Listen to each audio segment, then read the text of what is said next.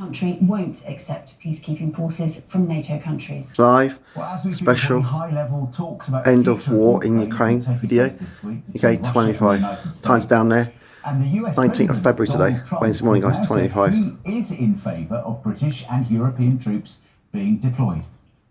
I know France has mentioned it, others have mentioned it, UK has mentioned it, but yeah, well, if we have a peace deal, I think having troops over there from the standpoint of Europe, we won't have to put any over there because, you know, we're very far away.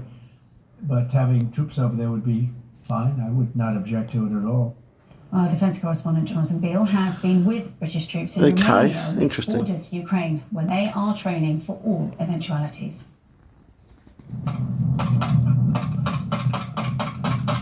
These troops know they may be sent into danger. Part of Britain's High Readiness Force training with European NATO allies in Romania. The border with Ukraine is just 16 miles away. They're already learning the lessons, the return of trench warfare.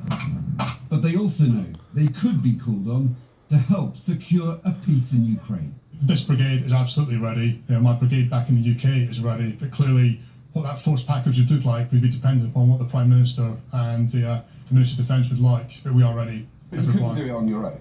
Absolutely not. I think the Prime Minister has been very clear that the UK would contribute to efforts, but absolutely not doing it on our own. From training in trenches in Romania to potentially real ones in Ukraine, Keir Starmer has said he's ready and willing to put British troops in harm's way if necessary to secure peace in Ukraine. But the question is, does Britain, does Europe not just have the will, but the numbers too? This is NATO's largest exercise of the year. Wow. Involving 10,000 military personnel from 8 European countries. Fascinating. That's just 10% of the numbers that many defence experts say will be needed to police any ceasefire in Ukraine. The US, NATO's most powerful military partner, is not directly involved in the exercise, and the Trump administration says it won't be putting any US boots on the ground in Ukraine either. A worry for allies. In the end, it is only the US that can provide the deterrence to Putin that will prevent him attacking again. Afghanistan was the last big test for the British Army. Even that stretched resources for a regular army that was then more than 100,000 strong. Now it's down to just over 70,000. But if the call of duty comes, it might help turn around its current struggle with recruitment and retention. You wouldn't worry about going to Ukraine? No, I think I'd be okay.